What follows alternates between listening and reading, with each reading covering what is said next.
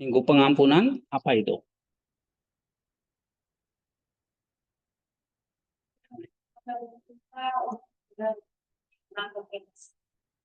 Saya nggak yakin tuh kalian baca loh. Jadi kalau ditanya dari tadi kenapa nggak bisa jawab? Lalu apa yang kalian lakukan 1 minggu ini? Kalau ditanya nggak tahu. Ini minggu pengampunan itu apa?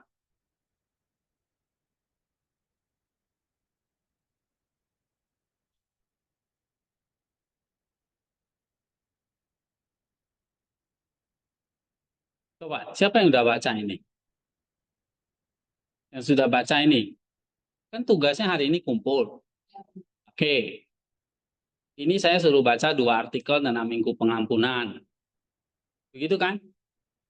Oke, sudah baca atau belum? Jadi kalau sudah baca, saya tanya, kamu nggak bisa jawab.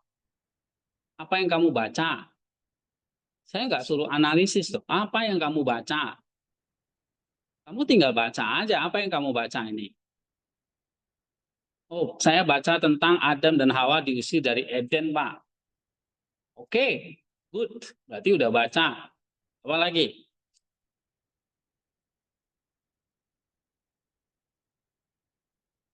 Ngomong apa sih kamu? Maksudnya apa? Tentang apa ini Minggu Pengampunan? Hmm? Oke, puasa. Maksudnya apa tuh?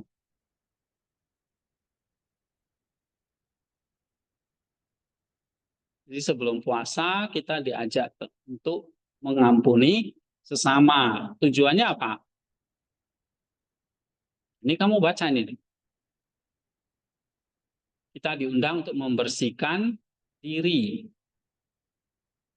dari kejahatan melalui puasa dan ketaatan kepada Tuhan.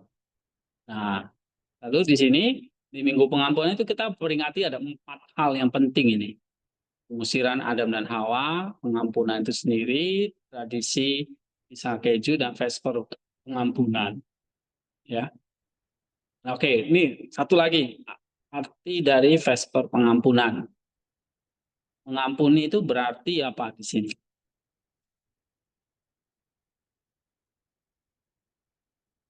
Sun koro bahasa Yunaninya.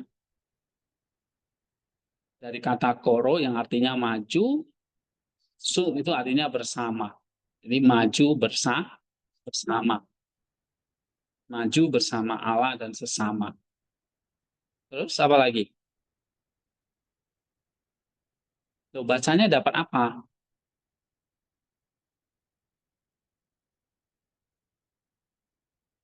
Hah? Bacanya dapat apa?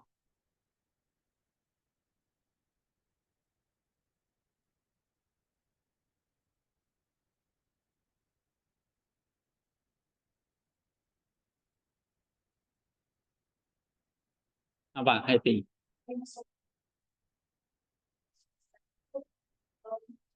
Itu berarti kan ya dari bawah kita juga butuh kebutuhan dari alam. Oke. Untuk sebelum kita dapat yang punya manfaat. Iya. Oke, good. Terus apa lagi?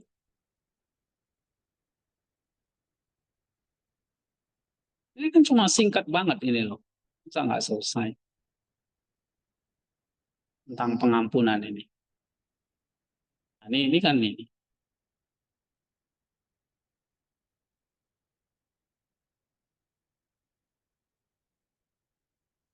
Hah? Ini Rahmat Wijaya apa nih? Kamu dapat apa?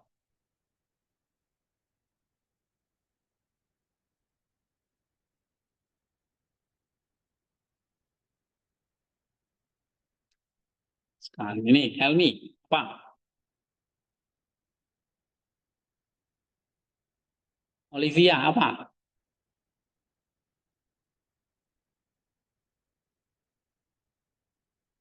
Kamu udah kerjakan belum?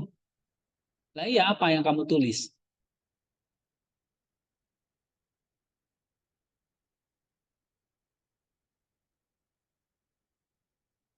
Loh, kamu tulis apa? Lupa udah. Loh, kamu nggak catat di situ. Kamu tulis di mana? Nah, iya, masa nggak ingat? Nah, ini apa ini? Kamu? Ayolah, ini kelas ini. Ditanya nggak bisa jawab. Orang bego semua nih. Ayo cepat kamu. Ya, iya. Nah, kayak gitu aja kok lama sekali sih. Itu intinya. Apalagi? Aduh, ini kelas ini kok makin lama makin bodoh aja sih. Saya nggak sabar sama kalian nih. Ayo, coba lagi jawab.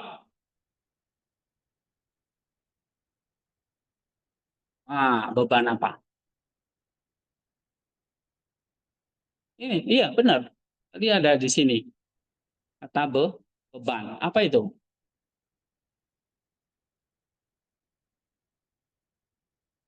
Oke,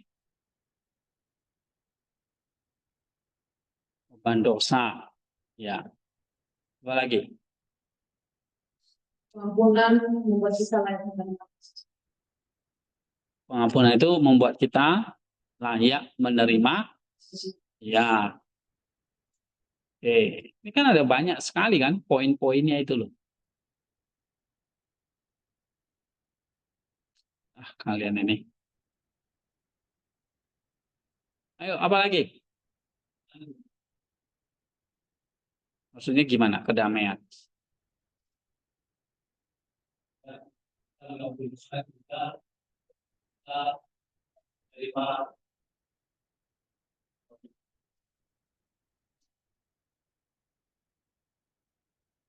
Kalau sesaat itu sehingga kita tinggal menimbulkan ini kalau enggak kalian kan bisa baca ini. Ada banyak sekali kan saya share di sini. Ini loh. Hmm? Ada berapa artikel itu? Ada berapa artikel? Nggak salah 3 atau 4 itu. Banyak itu. Enggak cuma di itu aja. Nih, nih hari Minggu nih. Nah, saya ngomong apa ini? Nih, Hah? Matius 6. Ini kan tentang pengampunan ini. Apa yang kalian dapat misalnya?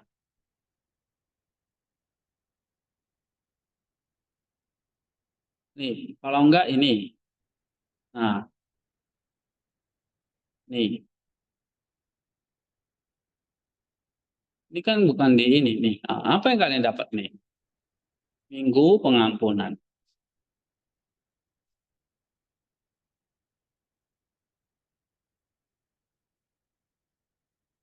Ini ada baca nggak ini? Coba baca. Siapa ini? Marsha. Kemudian gereja Stadium, kami dengan perusahaan festival saya secara liturgis diingatkan dan didiskusikan.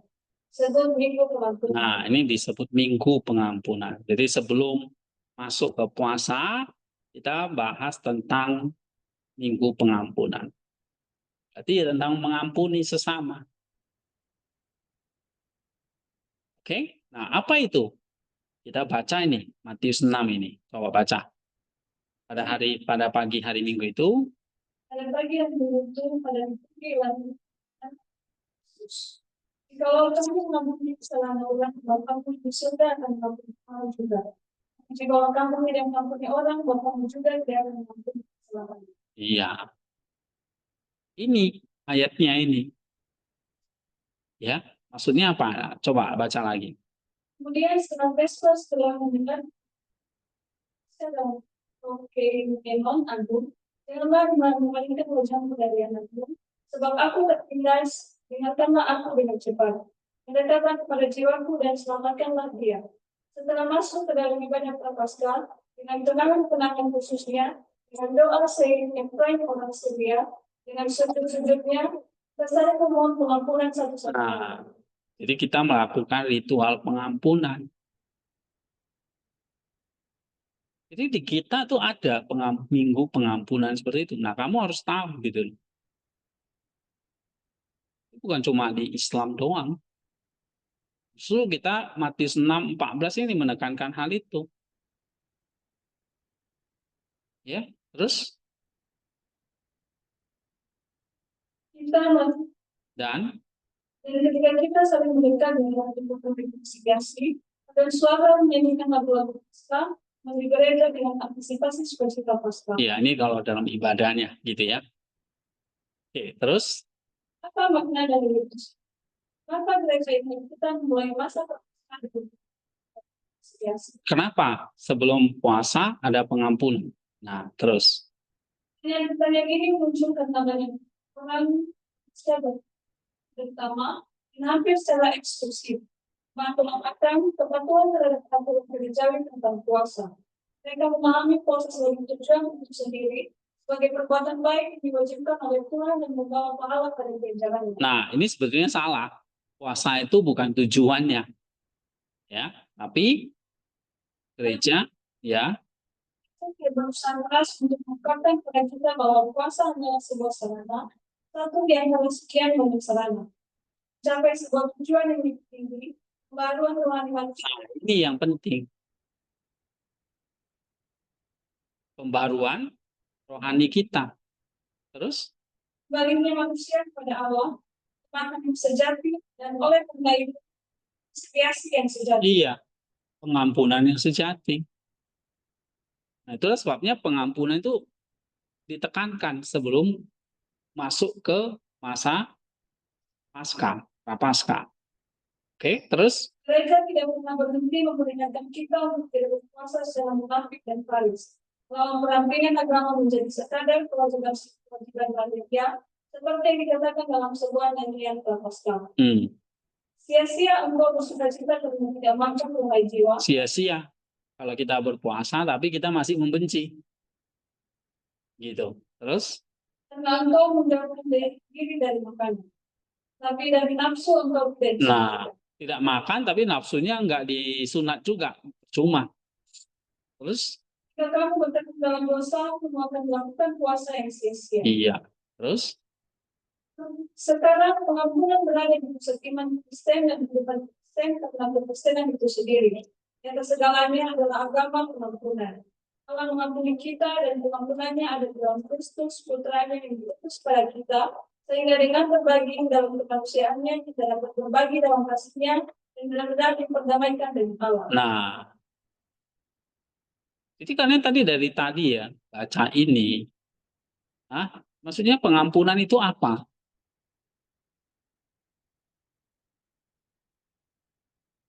Jadi pengampunan itu apa? Allah mengampuni kita, kita berbagi pengampunan kepada sesama. Oke, ya, sesungguhnya Kristen tidak memiliki sisi lain selain kasih. Dan yang pertama kita cari dalam masa Prapaskah Agung, dalam puasa dan doa, seluruh semangat dan seluruh usaha pada masa itu adalah pembaruan kasih tersebut. Baliknya kita kepada kasih itu pertumbuhan di dalamnya. Dengan demikian, pengampunan yang sejati adalah awal dan kondisi yang tepat untuk musim Prapaskah. Iya, jadi dalam musim Prapaskah itu kita menjalani puasa itu untuk apa? Pembaruan kasih. Dengan kata lain apa ini? Tadi pembaruan rohani manusia. Kembalinya manusia kepada Allah. Gitu. Nah, itu minggu pengampunan itu intinya itu. Ya, terus Tetapi orang mungkin bertanya, mengapa saya harus melakukan ritual ini ketika saya tidak memiliki musuh? Mengapa saya harus meminta pengampunan dari orang-orang yang tidak melakukan apa-apa kepada saya dan yang tidak saya kenal? Menanyakan pertanyaan-pertanyaan ini berarti salah memahami ajaran gereja mengenai pengampunan. Memang benar bahwa permusuhan terbuka, kebencian pribadi, permusuhan yang nyata mungkin tidak ada dalam hidup kita, meskipun jika kita mengalaminya. Mungkin lebih mudah bagi kita untuk bertobat karena perasaan-perasaan ini secara terbuka bertentangan dengan perintah ilahi. Namun gereja menunjukkan kepada kita bahwa ada cara-cara yang lebih jauh hanya untuk menyinggung kasih ilahi. Ini adalah ketidakpedulian keegoisan, ulangi kepedulian pada orang lain. Singkatnya, Tembok yang biasanya kita bangun dari kita sendiri berpikir bahwa dengan bersikap sopan dan ramah, kita memenuhi perintah-perintah Tuhan.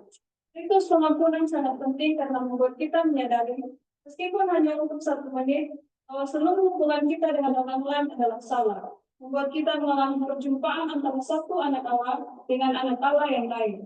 Satu orang yang diciptakan oleh Allah dengan orang lain, membuat kita merasakan pengakuan timbal balik yang sangat kurang di dunia yang dingin dan tidak berkemanusiaan. Nah, kamu coba mulai sekarang sambil baca begini, makanya saya kasih tugas itu refleksi. Kamu coba cari intinya. Refleksi itu apa yang kamu dapat, intinya apa. Nanti ini akan berguna waktu kalian tuh belajar kayak gini. Misalnya belajar Athanasius tadi. Apa sih intinya yang kalian bisa tulis? Jadi tugas mingguan itu bukan sekedar kumpul doang, tapi latihan kalian membaca, terus bagaimana kalian bisa meringkas inti-intinya.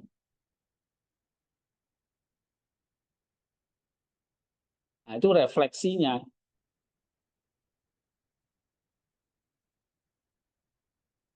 Terus? Pada malam datang membangun pasca yang cinta, kita dipanggil untuk membuat sebuah penentuan rohani, untuk merasakan cara lain dalam hidup dan hubungan dengan orang lain. Kehidupan yang intinya adalah cinta. Kita dapat menemukan bahwa selalu dan di mana saja Kristus, si ilahi itu sendiri, berdiri di tengah-tengah kita, mengubah keterasingan kita menjadi persaudaraan. Iya, karena ada pengampunan itu. Terus? Ketika saya maju pada yang lain, ketika yang lain datang kepada saya. Jadi tadi pengampunan itu artinya apa? Maju bersama. Jadi kalau pengampunan itu maksudnya apa? Kamu yang harus maju ke orang itu. Minta ampun. Kayak gitu.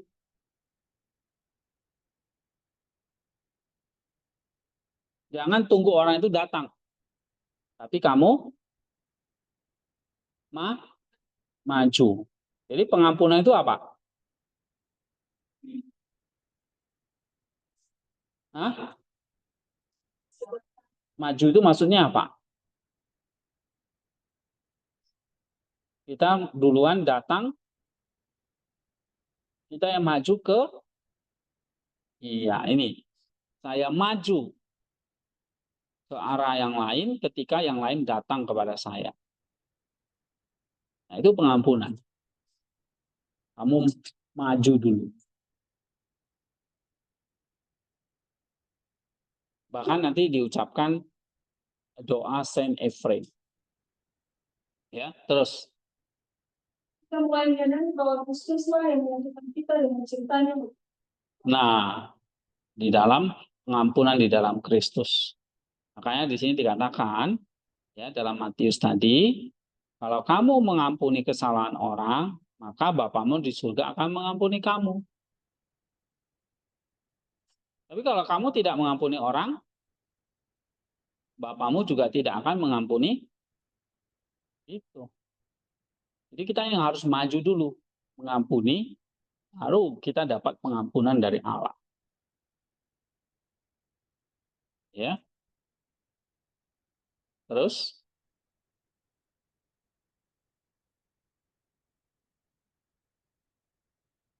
Dan karena kita membuat pertemuan ini, dan karena pertemuan ini adalah pertemuan kerajaan Allah, kerajaan damai dan kasih, rekonsiliasi dengan Allah dan di dalam Dia, semua yang ada dan mendengar dengan pujian pada hari raya tersebut setahun sekali, membukakan pintu-pintu surga bagi kita. Kita tahu mengapa kita harus berpuasa dan berdoa, apa yang harus kita cari selama ziarah pramuska yang panjang, Minggu pengampunan, hari di mana kita memperoleh kekuatan untuk melakukan puasa kita, puasa yang sejati, usaha kita, usaha yang sejati. Pendamaian kita dengan Allah, pendamaian yang sejati. Nah, itu. Ini masuk minggu pengampunannya. Nanti setelah itu, mulai hari Seninnya adalah awal dari Prapaskah. Nah, ini sudah berjalan selama 5 hari ya. Hari ini udah Jumat. Nah, ini jadi kamu paham, ini mulai dari setelah minggu pengampunan, udah mulai berjalan tuh masa Prapaskah. Nah, setiap hari itu ada bacaan ayat-ayat kitab sucinya, ya. Ada peringatan-peringatan seni itu seperti biasa. Lalu ada ayat-ayat kitab sucinya dan biasanya ada membaca ini ya. Mungkin ini dulu tahun lalu saya pernah share Kanon Andreas. Nah, ini adalah satu himne atau doa yang sangat bagus. Oke. Ini ya. Kanon besar pertobatan. Nih. Nih, Senin, minggu pertama masa Prapaskah Agung, Kanon Besar Pertobatan, karya Saint Andreas dari Kreta dinyanyikan dengan nada 6 pada minggu pertama masa Prapaskah Agung. Minggu pertama ini. Setelah doksologi kecil, kita menyanyikan seperempat bagian dari Kanon Besar Pertobatan. Jadi ada 4 ya. Ini kalau bagian 1 itu di hari Senin. Nah, ini dibaca. Ini. Ya, ini sebenarnya dinyanyikan gitu. Ya. Nah, terus nanti ada bagian yang kedua. Nih, hari Selasanya. Ya. Terus bagian yang ketiga, hari Rabu. Nih, hari Rabunya. Jadi ada OD1 dan seterusnya. Ya, misalnya, coba kamu baca salah satu OD-nya. Nih, Marsha. Dia adalah penolong dan pelindungku, kamu dari keselamatanku. Inilah Allahku dan aku akan memuliakan dia. Nenek moyangku dan aku akan memuliakan dia, sebab engkaulah dia yang dimuliakan. Nah, itu kita baca nyanyian seperti itu. Oke. Terus ini. Kasihilah aku, ya Allah. Kasihilah aku. Terbaring sebagai perbuangan di depan pintu gerbangku di juru selamat. Pada hari tuaku janganlah melemparkan aku dengan hampa ke dalam neraka. Tapi sebelum kesudahannya tiba, kasihmu berilah aku pengampunan dosa. Nah, jadi kita minta belas kasihan, minta pertobatan dan sebagainya. Jadi diisi dengan namanya kanon pertobatan ini, kanon besar pertobatan. Ya, jadi memang masa-masa Prapaskah itu adalah masa-masa kita serius dengan kerohanian kita. Sampai nanti puncaknya baru Paskah. Makanya saya ngajak kalian untuk serius membaca ini, ikuti. Ya, nah ikuti Minggu Pengampunan. Nah, setelah Minggu Pengampunan nanti kalian baca ini apa? Minggu besok ini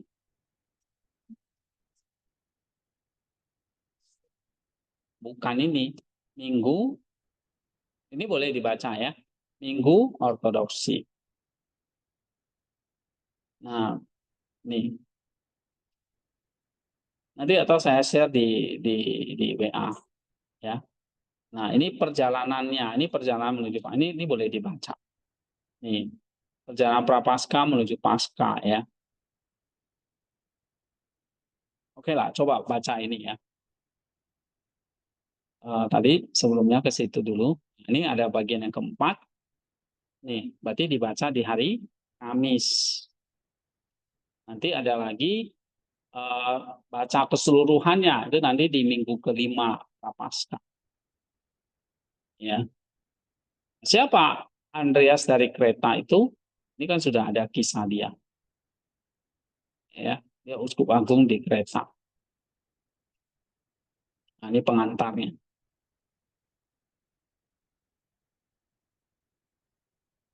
Jadi ada banyak tema-tema ya dari kanon ini.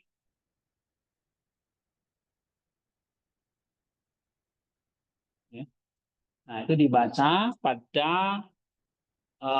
ibadah sebelum Great Complaint ya pada malam ini. Nah, jadi pada Martin Kamis minggu kelima itu dibaca secara keseluruhan. Ya. Nah, isinya apa? Isinya itu tentang perjalanan-perjalanan misteri dari kitab suci. Nanti dia bahas tentang Maria, bahas tentang Musa, bahas tentang Daud, bahas tentang Abraham, gitu. Jadi ini kayak nanti kayak semacam survei perjanjian lama perjanjian baru. Nah, itu Andreas dari Kreta. Ya, nanti kalian bisa tema-temanya itu ya seperti ini ya. Oke, coba bagaimana kita harus berpikir tentang diri kita sendiri, keinginan untuk berubah, mengenai realitas akhir yang sudah semakin dekat, cara berdoa dengan ratapan dan permohonan. Ya, nanti banyak tentang contoh-contoh di dalam PL, ya, atau PB tentang kebenaran, tentang kefasikan dan sebagainya. Jadi ini indah sekali ya. Tapi kalau udah diterjemah ke Indonesianya ya supaya lebih mudah dimengerti. Kalau kita bisa baca Inggrisnya itu juga indah gitu ya. Karena ini kanon keempat ya, apa yang dibaca pada hari Kamis ini bagian keempat.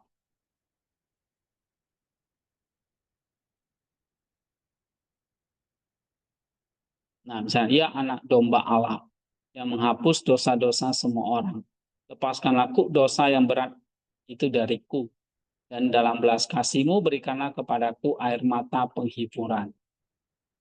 Nah, ini kata-kata yang penting kita renungkan. Ya, seperti Mazmur itu. Oke. Nah, ode yang kedua. Lihatlah sekarang ketahuilah akulah Allah yang telah menurunkan hujan mana pada zaman purbakala. Membuat mata air mengalir dari gunung batu bagi umatku di padang gurun. Nah, ini kan kisah keluaran.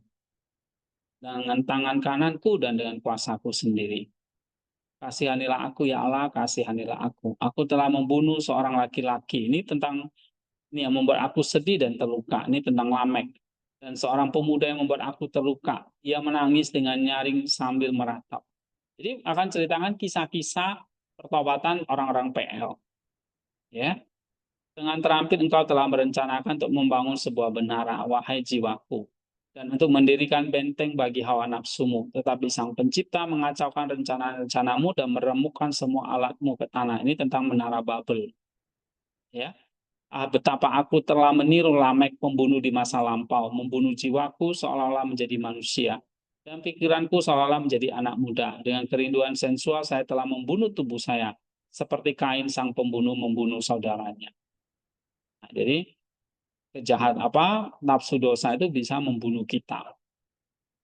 Dibangkitkan oleh kemarahan karena pelanggaran mereka, Tuhan pernah menurunkan api dari langit dan membakar orang-orang Sodom. Nah, ini kisah tentang Sodom. Dan engkau, jiwaku, telah menyalakan api Gehenna, dan di sana engkau akan dibakar dalam kesedihanmu yang pahit. Aku terluka dan terpukul. Lihatlah anak panah musuh yang telah menembus jiwa dan ragaku. Lihatlah luka terbuka dan luka-luka yang berseru kepada Tuhan terhadap pukulan yang ditimbulkan oleh nafsu yang saya pilih dengan bebas. Nah, di sini. Jadi, nafsu itu bisa membuat kita terluka. Ya, tenggelam jurang dalam kejahatan ya Maria. Engkau telah mengangkat tanganmu kepada, selalu ada pujian kepada Marianya. Ya, setiap ode. Nah, nanti ode yang ketiga juga begitu. Nah, ini cerita tentang Hagar. Nanti tentang Yakub. Nanti tentang apa lagi? Ya, kisah-kisah singkat mereka itu diambil makna rohaninya apa. Nah, ini oleh Andreas dari Kreta. Ini yang kita baca minggu pertama Prapaskah ini. Ya. Nah, di buku ini kan saya sudah kasih kan, inspirasi 9. 8 ya. Yang 9 kan saya sudah kasih juga kan. Yang ini.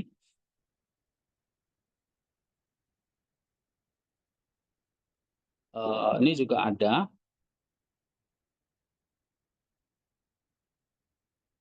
Ujung.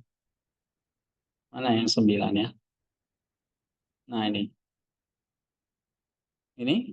Ini belum. Oke. Misalnya tentang bukan di 9 ya. Yang 8 udah ya. Oke. Nah, coba kita lihat 8 dulu. Nah, ini perjalanan prapaskah menuju pasca. Ini sebetulnya ada beberapa perjalanan yang penting di sini ya. Tentang mujizat dan oke, ini aja kita baca yang versi ringkasnya.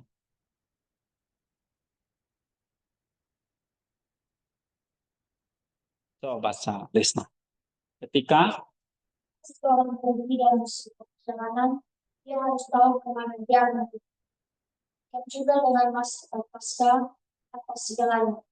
Pasca adalah sebuah perjalanan spiritual dan tujuannya adalah nah itu. Jadi kita nggak tiba-tiba sampai di pasca, tapi ada perjalanannya. Nah, kamu mesti tahu perjalanannya kayak gimana ini menuju pasca. Namanya pasca yang diisi dengan tadi pertobatan tadi. Terus pasca itu adalah hari raya. Iya. siapa yang sejati. Karena itu kita harus mulai dengan mencoba memahami antara pasca dan pasca. Karena hal ini mengungkapkan sesuatu yang sangat esensial, sangat penting tentang iman dan kehidupan Kristen kita. Apakah perlu dijelaskan bahwa Paskah lebih dari sekadar salah satu hari, lebih dari sekadar raya tahunan atau sebuah peristiwa yang telah berlalu? Siapapun yang pernah, meskipun hanya sekali, mengambil bagian dalam malam yang lebih terang dari siang hari, yang pernah merasakan sukacita yang unik, pasti mengetahuinya. Pada hari Paskah kita merayakan kebangkitan Kristus sebagai sesuatu yang telah terjadi dan masih terjadi pada kita. Karena masing-masing dari kita menerima karunia kehidupan baru, kekuatan untuk menerimanya dan hidup dengannya. Terus? Ini adalah sebuah karunia yang secara radikal mengubah sikap kita terhadap segala sesuatu di dunia ini, termasuk kematian. Hal ini memungkinkan kita untuk dengan penuh sukacita menegaskan kematian tidak ada lagi. Oh, kematian masih ada lagi, tentu saja. Dan kita masih menghadapinya dan suatu hari nanti kematian akan datang dan menjemput kita. Tapi adalah seluruh iman kita bahwa dengan kematiannya sendiri, Kristus telah mengubah natur dasar kematian menjadi sebuah pengalihan. Atau Passover. Itu Pasca itu artinya Passover. Passover itu kayak jalan atau ada peralihannya, ada jembatannya, ya. Peralihan kemana? Ke dalam kerajaan Allah. Passover itu berarti mengubah tragedi dari segala tragedi menjadi kemenangan yang hakiki. Nah, itu Paskah, ya. Passover, dialihkan. Dialihkan dari mana? Dari tragedi menjadi kemenangan. Dari dosa jadi hidup. Dari mati jadi hidup. Nah, natur kematiannya itu diubah. Kematian yang jadi binasa, sekarang diubah jadi kebangkitan. Ini nggak mati lagi, tapi bangkit. Nah, itu namanya Passover. Ya, terus?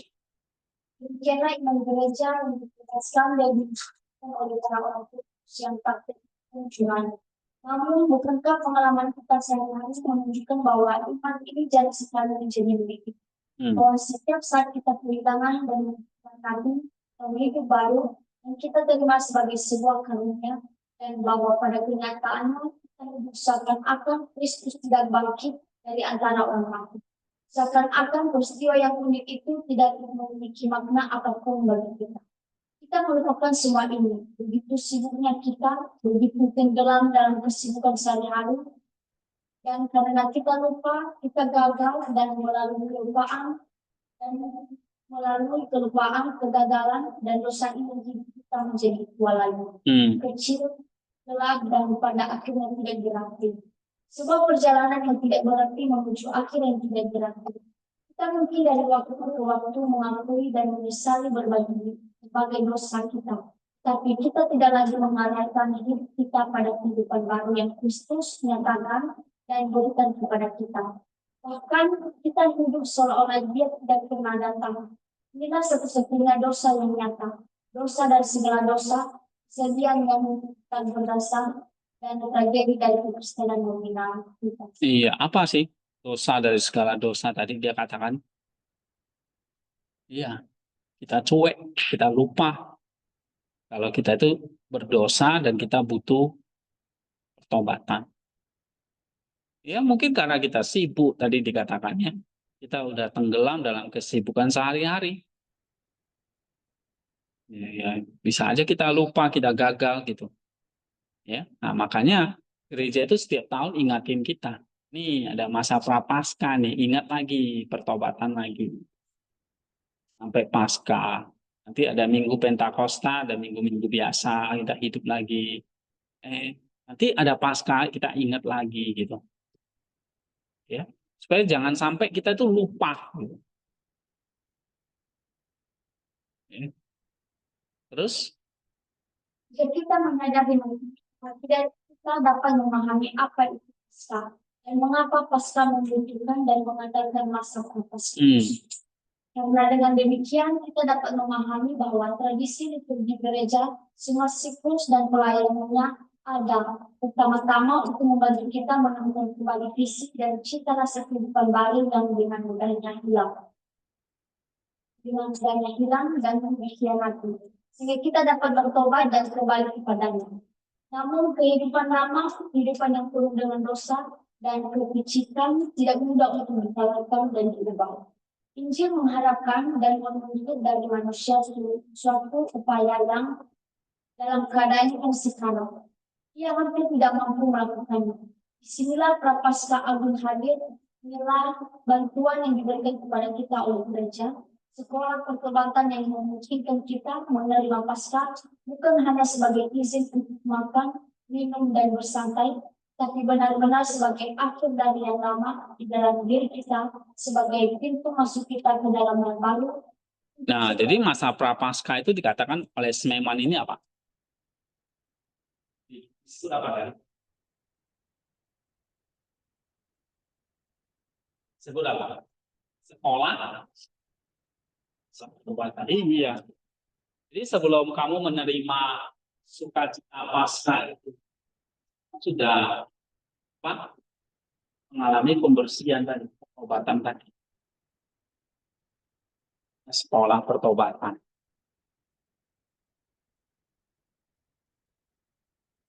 Jadi kapan lagi kalau bukan masa Prapaskah ini? Tahun depan belum tentu kita hidup. Ya, jangan tunggu. Tunggu tahun depan, tunggu tua. Nanti nggak akan ada kesempatan lagi. Oke, terus setiap tahun. Prapaskah dan Paskah sekali lagi merupakan penemuan kembali dan pemulihan kita akan apa yang telah kita ciptakan melalui kematian dan kebangkitan baptis. Iya, jadi setiap tahun ada Prapaskah dan Paskah. Tapi sekali lagi itu kayak temuan kembali, pemulihan lagi. Ya, dari apa yang telah kita ciptakan melalui baptisan. Baptisan kita berarti kematian dan kebangkitan kita sendiri. Jadi kalau Kristus mati dan bangkit, kalau kita adalah Kristus yang kecil, kita juga mati dan bangkit. Jadi kita masing-masing punya kematian dan kebangkitan kita. Kristus mengalami Paskah, ya kita juga punya Paskah kita ini. Kristus punya kehidupannya, ketaatannya, ya kita juga punya ketaatan kita sendiri gitu. Ya. Terus Sebuah perjalanan, sebuah jalan. Namun ketika kita memulainya, ketika kita mengambil langkah pertama ke dalam kesedihan yang jelas di masa prapaskah, kita melihat jauh-jauh sekali tempat tujuannya. Itu adalah sukacita Paskah. Itu adalah pintu masuk ke dalam kemuliaan kerajaan. Dan visi inilah rasa awal Paskah yang membuat kesedihan prapaskah menjadi cerah dan upaya prapaskah kita menjadi mata air rohani. Malam mungkin gelap dan panjang, tetapi di sepanjang jalan fajar yang misterius dan bercahaya tanpa bersinar bercakrawala dan melambangkan pengharapan kami yang berkasih manusia. Oke. Artinya apa ini? Jadi masa Prapaskah itu adalah seperti sebuah ziarah atau perjalanan. Ziarah itu artinya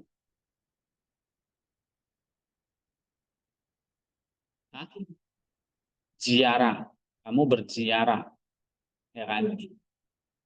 Satu, kamu perjalanan sebuah ziarah, kamu perjalanan kembali,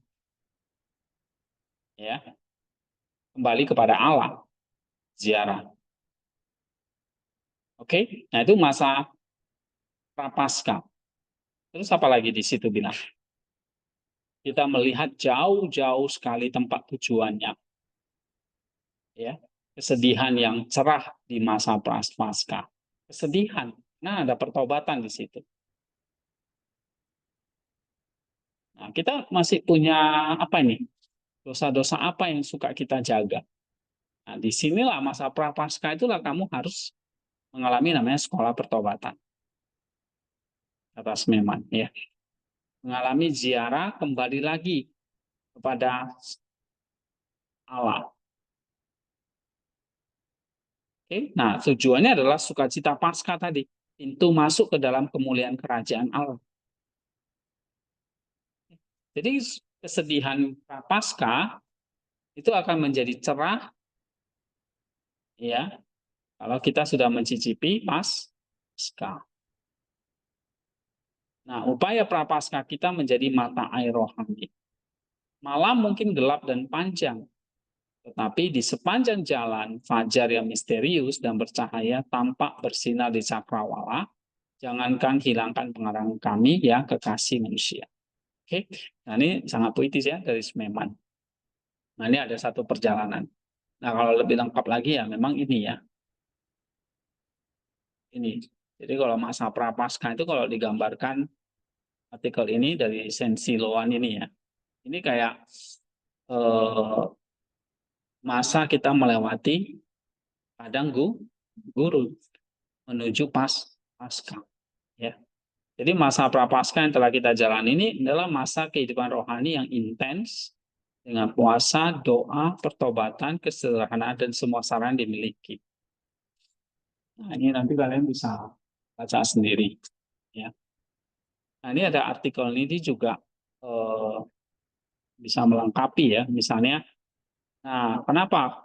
Coba ini tentang Gehenna. Kenapa kok kita mesti bertobat? Atau kita mesti mengalami yang namanya pertobatan. Nah, kayak gini ini artikelnya ini ada, ya. Nah, ini tentang mengampuni dan sebagainya. Ya. Oke, ini tentang masa prapaskah. Jadi setiap Jumat kita akan bahas ya, karena bagi saya ini penting pas momen kita masuki tentang prapaskah. Dan ini pelajaran teologi yang penting, gitu ya.